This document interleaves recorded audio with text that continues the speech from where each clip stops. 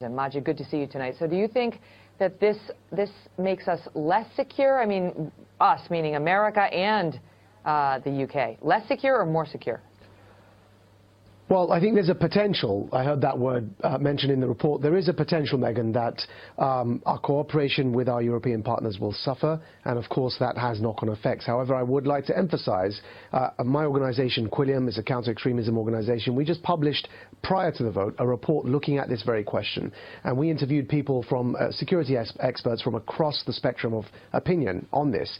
What we found is actually primarily our counter-terrorism efforts in the United Kingdom rely on three issues. The first is what's known as the Five Eyes countries for cooperation. That's Australia, New Zealand, Canada, the United States and the United Kingdom, those English language speaking countries. That's where the bulk of our intelligence sharing comes from. The second aspect is the bilateral cooperation with France because of the Dover-Calais relationship at the border that is necessary.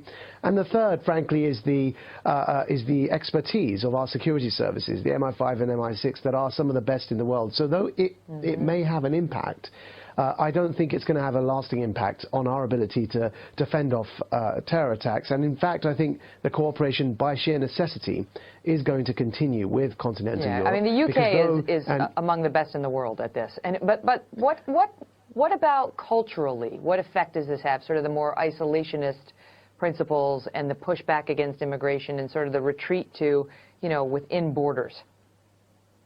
Yes, well, look, I voted for us to remain in the European Union, and my primary reason was this point you've just mentioned. I think that it won't have an effect long-term on the economy, nor on counter-terrorism, as I've just attempted to give my view on. But I think culturally, there is a danger that we, all of us across Europe, begin to retreat into our comfortable identities of old that we've become accustomed to, whether it's England, Scotland, Ireland, and we've heard about France and Sweden and other potential exits across Europe. The danger there, of course, is that it has not only a knock-on effect on the United Kingdom, with now Nicola Sturgeon, the head of the Scottish Nationalist Party that has a majority in Scotland, declaring they will now call for a new referendum for Scotland to break away from the UK to rejoin the EU. Now, we've also had Sinn Féin in Northern Ireland saying that they'll call for a referendum to unite the Republic of Ireland and break away from the UK to join the EU. And the worry here I have is that when we begin to retreat into these comfortable old nationalist identities,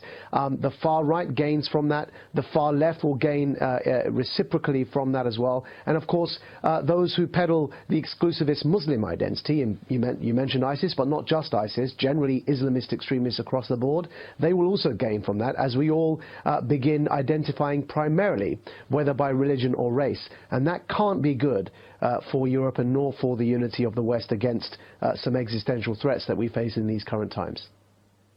It's such an interesting experiment, if you will, and the world is about to find out how it's going to work out. Maajid, great to see you. Thank you, sir. Thank you. A pleasure.